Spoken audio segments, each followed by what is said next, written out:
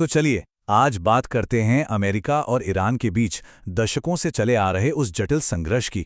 एक ऐसी तनातनी जिसने ना सिर्फ मिडल ईस्ट बल्कि पूरी दुनिया की सियासत को एक अलग ही शक्ल दी है। ये बात आज की सच्चाई को ना एकदम साफ साफ बयां करती है। सोचिए, ईरान का हुर्मुज़ स्ट्रेट पर कंट्रोल है, वो रास्ता जहां से दुनिया का 20% तेल गुजरता है। इसी एक कंट्रोल की वजह से उसकी पकड़ पूरी ग्लोबल इकोनॉमी पर बहुत मजबूत है। देखिए, आज की हेडलाइंस को अगर समझना है तो हमें थोड़ा पीछे जाना होगा। एक ऐसे दौर में जब इन दोनों देशों में दुश्मनी नहीं बल्कि गहरी दोस्ती हुआ करती थी।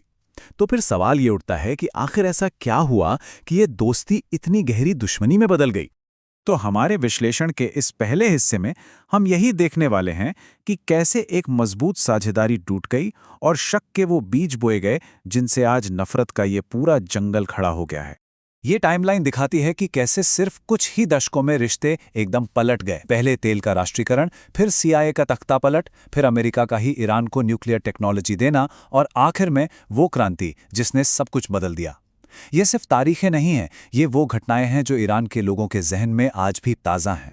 ईरान के लोगों के लिए ये सिर्फ एक तख्तापलट नहीं था, ये उनकी आज़ादी पर, उनके स्वाभिमान पर एक सीधा हमला था।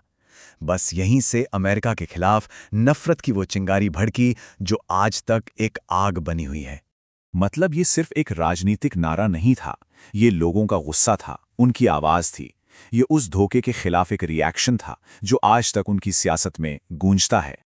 लेकिन रुकिए, ये कहानी सिर्फ इतिहास और सियासत की नहीं है। इसके सेंटर में है पैसा और तेल। अब हम ये समझेंगे कि कैसे ग्लोबल इकोनॉमिक सिस्टम इस पूरे झगड़े की असली जड़ है। इस एक फैसले ने अमेरिका के सामने एक बहुत बड़ी चुनौती खड़ी कर दी। सोचिए, अगर डॉलर के पीछे सोना ही नहीं है तो दुनिया उस पर भरोसा क्यों करेगी? उसका दबदबा कैसे बना रहेगा? डॉलर की बादशाहत बनाए रखने का जवाब एक नए सिस्टम में मिला। यह सिस्टम सोने पर नहीं बल्कि एक अलग तरह के काले सोने पर बनाया गया था, और वो था पेट्रो डॉलर सिस्टम। और ये सिस्टम था बड़ा कमाल का। सीधी सी बात, दुनिया में किसी को भी तेल चाहिए तो पहले डॉलर खरीदो, मतलब तेल की जरूरत मतलब डॉलर की जरूरत। और इसी एक तरकीब ने अमेरिका को बेहिसाब ताकत दे दी। और फिर 1979 में ईरान में हो गई क्रांति। ये इस पूरे पेट्रो डॉलर सिस्टम के लिए एक जबरदस्त झटके जैसा था। अमेरिका का जो सबसे बड़ा साथी था वो अब उसका सबसे बड़ा दुश्मन बन गया था। उसने उस सिस्टम को ही सीधी चुनौती दे दी जिस पर अमेरिका की ताकत टिकी थी। क्रांति और फिर इराक के साथ सालों तक चले खूनी जंग के बाद ईरान को एक बात साफ समझ में आ गई थी। अगर इस दुनिया में टिके रहना है तो एक ऐसी ताकत चाहिए जिसके आगे कोई टिक न सके, और वो ताकत थी न्यूक्लियर पावर। अच्छा, इस पूरी न्यूक्लियर कहानी को समझने के लिए बस एक चीज समझनी होगी, यूरेनियम एनरिचमेंट। आसान भाषा में कहें तो ये एक प्रोसेस है जिससे यूरेनियम को और ज्यादा पावरफुल बनाया जाता है।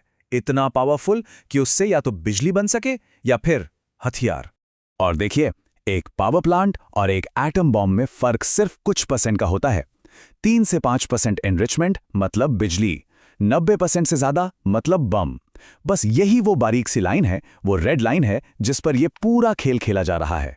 और इसके बाद तो जैसे चूहे बिल्ली का एक लंबा खतरनाक खेल शुरू हो गया जो आज तक चल रहा है। ईरान ने इराक और लीबिया का हशर देखा और तय कर लिया कि न्यूक्लियर बॉम्ब ही उसकी गारंटी है। जवाब में अमेरिका और इजराइल ने भी हर पैंतरा आजमाया, प्रतिबंध, साइबर अटैक, यहां तक कि हत्याएं भी। फिर डील हुई, फिर डील टूटी और आज ईरान वापस 60% एनरिचमेंट तक पहुंच चुका है, जो बम बनाने से बस एक कदम दूर है।